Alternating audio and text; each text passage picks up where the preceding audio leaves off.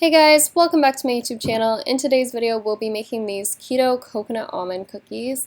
These were just going to be coconut cookies, but then I had some sliced almonds on hand, so I figured since almond flour and coconut flour are super common on the keto diet, why not just enhance the flavor of both and make a cookie out of it. So these are super soft in the center, but then they have these slightly crispy edges, which are so nice, and especially if you flatten them a little bit before baking. Anyways, if you guys like this video, please give it a big thumbs up. It always helps out my channel, and let's just get into the recipe.